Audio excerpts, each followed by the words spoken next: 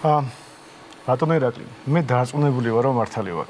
იმიტომ კი არა, რომ მეტი ვიცით ფულის მასაზე, ან ისიც ვიცი, რომ სომხეთს უკეთესი შედეგი აქვს ინფლაციაზე. ისტორიულად ასე იყო, უმეტესად სომხეთი ჯობნის, იმიტომ რომ უფრო კვალიფიციური ხალხი უზით ცენტრალურ ბანკში. ასე დაალაგდა რატომღაც.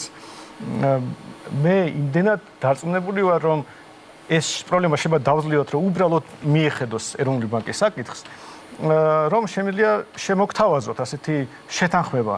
აი, მე მჯერა რომ შეიძლება თქვენ გულწრფელად ცდებით იმაში, რასაც ამბობთ, მაგრამ მოდით საქართველოს მოსახლეობას ვაჩვენოთ სხვანაირი პოლიტიკოსების სტანდარტი და ავიღოთ პასუხისმგებლობა საკუთარ სიტყვებზე. მე ვარ მზად. შემდეგ წელს ამ სტუდიაში შევხვდეთ, ერთი წლის შემდეგ.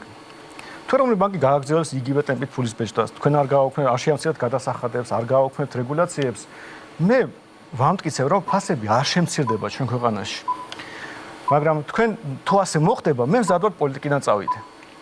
მაგრამ თუ თქვენ გჯერათ, რომ თქვენ მართალი ხართ, მაშინ პირიქით გავაკეთოთ და თუ თქვენ იქნებით მართალი, მე წავალ პოლიტიკიდან, თუ მე აღმოჩნდები მართალი, თქვენ წახვალთ პოლიტიკიდან, მაგრამ მინიმუმ ვაჩვენოთ ქართულ ხალხს, რომ მინიმუმ ორი პოლიტიკოსი არსებობს, ვინც აგებს საკუთარ სიტყვებზე პასუხს. თუ რა თქმა უნდა გონიათ, რომ მართალი ხართ, მაგრამ მე მგონი ცდებით. დიდი მადლობა.